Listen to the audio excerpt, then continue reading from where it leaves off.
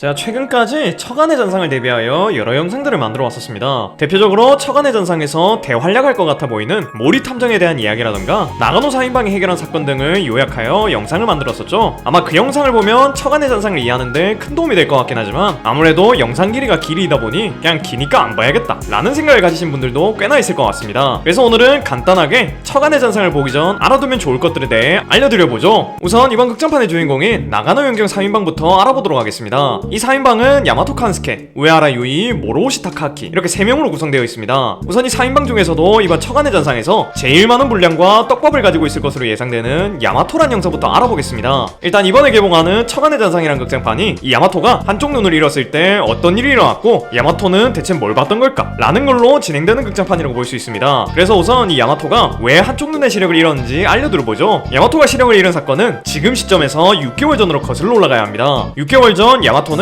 자신이 존경했던 사람인 카이 쿠로토의 사망 사건과 관련 있어 보이는 남자를 쫓아 어떤 산으로 들어가게 됩니다. 하지만 그 남자를 쫓던 중 눈사태를 만나게 됐고 눈사태에 휘말리는 바람에 병원에 입원하여 치료를 받았지만 결국 한쪽 눈의 시력을 잃고 한쪽 다리까지 절게 되었습니다. 그런데 이 눈사태에 휘말려서 병원에 입원하게 된 걸 아무도 몰라가지고 경찰들 사이에선 행방불명 처리가 됐고 사망했다는 소문까지 돌았다고 하네요. 이렇게 야마토가 사망했다는 소문이 돌자 그와 소꿉친구인 모로오시 타카하키, 통칭 공명이라고 불린 형사는 그의 사망 소식을 믿지 않았고 평소엔 하지 않는 강압적인 수사를 하여 반년 전 야마토가 쫓았던 범인 중에 하나를 잡게 됩니다. 그리고 그 범인에게 야마토가 어떤 병원에 입원해 있다는 걸 듣게 됩니다. 이때 공명은 야마토가 입원해 있는 병원에 가서 야마토를 살짝 아련한 눈으로 쳐다보게 되는데 이 장면이 극장판 예고편에서 나오더라고요. 한편 이때 당시 공명과 마찬가지로 야마토와 소꿉친구 관계인 유이 형사 역시 야마토의 죽음을 처음에 믿지 않았었습니다. 하지만 몇 개월이 지나도 야마토에 대한 소식이 없자 점점 그의 죽음을 받아들였고 그래서 야마토를 대신하여 야마토가 해결하려고 했던 카이 쿠로토 씨에 대한 사건을 본인이 해결하기로 마음을 먹었고 그 사건을 해결하기 위해 경찰을 관둔 뒤 어떤 가문에 시집을 가게 됐죠. 하지만 그 사건을 해결하지 못했고 그녀의 남편은 사고를 당해 사망하고 맙니다. 그리고 그 사건을 해결하기 위해 6개월 만에 형사에 복직한 야마토가 출동을 했죠. 이렇게 출동한 야마토가 유이의 남편이 사망한 사건 그리고 자신이 존경했던 카이 쿠로토에 관련된 사건까지 해결해버립니다. 사실 이때 유이가 시집을 간 상태이긴 했지만 상대방을 사랑해서 시집을 간 게 아닌 진짜 사건을 풀기 위해 시집을 간 거였고 마음속에선 야마토를 여전히 사랑하고 있었습니다. 그래서 사건이 종결된 뒤 야마토에게 그동안에 있었던 일을 설명해줬는데 야마토는 괜찮다고 말하며 경찰로 복직하라고 말했고 이 사건이 있은 뒤 얼마 안 지나서 유이는 경찰로 복직하게 되죠. 이 사건이 있고 나서 야마토와 유이는 나가노 본부에서 같이 일을 다시 하기 시작했지만 공명 형사는 나가노 본부가 아닌 다른 관할소에 있었습니다. 이렇게 공명이 다른 데서 일하고 있는 건 6개월 전 야마토를 찾기 위해 무리한 수사를 벌이다가 관할소로 좌천된 거였습니다. 하지만 어떤 사건을 계기로 다시 야마토 유이와 재회했고 그렇게 셋이서 여러 사건을 같이 해결했고 이 실적을 인정받아 공명은 다시 나가노 본부로 돌아오게 됩니다. 이렇게 다양한 사건이 있고 나서야 3명의 소꿉친구가 함께 일을 할 수 있게 된 거였죠. 대충 이렇게 나가노 4인방의 서사와 함께 같이 일을 하게 된 과정을 말해드렸는데 아마 이번 처간의 전상이란 극장판에서는 야마토가 6개월 전 카이 쿠로토 씨와 관련된 걸로 추정되는 범인을 쫓아가는 과정과 어쩌다가 그의 한쪽 눈이 멀게 됐는지 그리고 눈사태에 휘말리기 전 그가 본 게 무엇인지가 밝혀질 걸로 보입니다. 원래 극장판과 원작은 평행세계라는 설정이 있었는데 언젠가부터 그런 설정이 점점 희미해지고 있는 것 같네요. 이제 다음은 나가노 연경 4인방이 처간의 전상에 등장할 인물들과 어떤 관계인지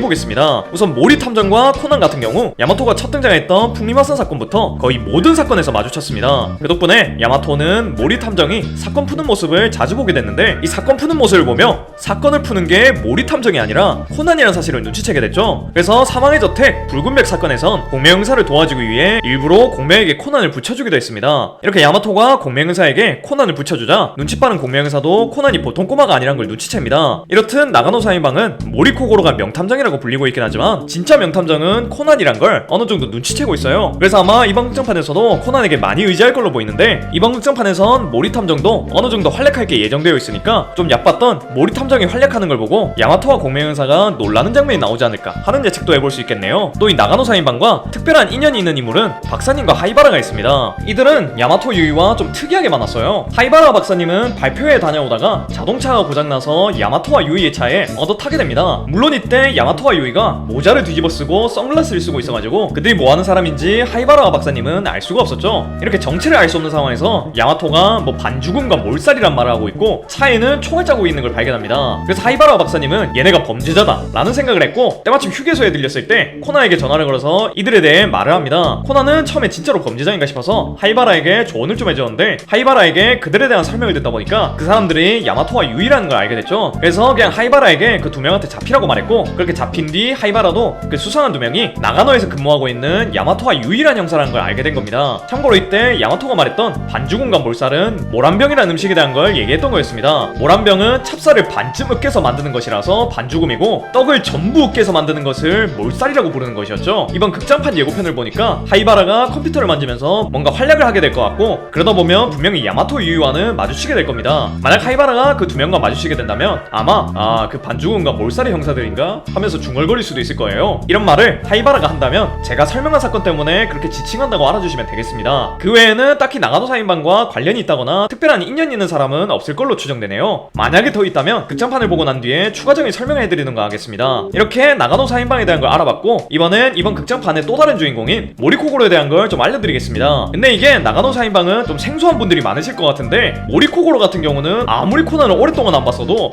익숙할 수밖에 없을 겁니다. 그래서 이 모리코고로라는 캐릭터는 신상 정보를 알려드린다기보다는 이 모리코고로라는 남자가 어떤 능력이 있는지, 그리고 언제 어떻게 활약했는지를 알려드려 보겠습니다. 모리코고로 같은 경우 유도와 사격 쪽에 좀 특화되어 있습니다. 유도 실력 같은 경우는 대학 시절 같은 유도부였던 동기들이 코고로가 가장 유도를 잘했다고 인정했을 정도였고, 사격은 일부러 인질의 다리를 스치게 지나갈 수 있을 정도의 명중률을 가지고 있습니다. 그리고 경찰학교에선 모리코고로의 사격 실력에 대한 게 교관의 입으로 전설처럼 내려오고 있죠. 그 다음으로는 추리력을 볼 차례인데, 모리코고로의 추리력은 일정하지가 않습니다. 물론 일반인보다는 월등한 추리력을 가지고 있긴 하지만 이 코난 유니버스에는 지구의 모든 지식을 알고 있는 듯한 인물들이 한두 명이 아니라서 코고로의 추리력이 많이 평가절하되는 편이에요. 그럼에도 불구하고 유명한의 추리력이 급상승하는 타이밍이 있으니 자신의 친구라던가 가족이 관련되어 있으면 추리력이 급상승합니다. 대표적인 예로 보이지 않는 용의자라는 사건에서는 코난도 예상하지 못했던 진상을 코고로가 추리해냈으며, 극장판 수평선상의 음모에서도 코난이 놓친 진범을 모리코고로가 먼저 캐치하고 진범과 대결을 벌이기도 했었습니다. 대충 이런 능력을 가지고 있는 모리코고로인데, 이번 극장판에서 모리코고로의 절친한 친구가 연관되어 있고, 그 친구가 심지어 사건에 연루되어 죽기까지 했으니 코고로가 활약하는 건 확정일 수밖에 없어요. 참고로 모리코고로가 활약했던 사건들의 공통점이 있으니 코난이 추리하지 못했던 것이라던가 잘못 추리한 걸 코고로가 제대로 추리했다 라는 공통점이 있습니다. 아마 이번 처간의 전상이라는 극장판에서도 코난이 진상을 파악하지 못하고 헤매고 있다거나 아니면 진범을 놓치고 당황하고 있을 때 모리 탐정이 진범에게 나타나서 그 사건을 멋지게 해결하는 장면이 나올 것 같네요. 아마 이 정도가 코고로에 관련해서 알아둬야 할 사항일 것 같습니다. 이게 모리 코고로가 활약했던 사건들을 조금 더 상세하게 얘기해드릴까 하는 생각을 하긴 했는데, 그렇게 상세하게 알려드리면 여러분들이 헷갈리기만 하고 딱히 극장판에선 쓸모없는 정보가 될 것 같아서 간단하게만 알려드려봤습니다. 혹시나 영화 보고 나서 추가적으로 알려드릴 사항을 발견하면 극장판 보고 알려드려보던가 하겠습니다. 오늘은 이렇게 극장판을 보기 전 알아두면 좋을 것들에 대해서 알려드려봤습니다. 이번 극장판이 나가노 사인방과 모리코고로가 주인공이 되는 극장판일 것 같아서 그 두 명에게만 집중해서 알려드려봤는데, 일단 저도 극장판을 봐야 여러분들이 모를 만한 정보들을 더 알려드릴 수 있을 것 같네요. 이제 거의 개봉까지 10일도 안 남았으니 다들 기대하고 있다가 극장판 보러 가셨으면 좋겠네요. 오늘도 영상 봐주셔서 너무 고맙고 전 더 재밌는 영상으로 돌아오겠습니다. 그럼 다음 시간에 만나요.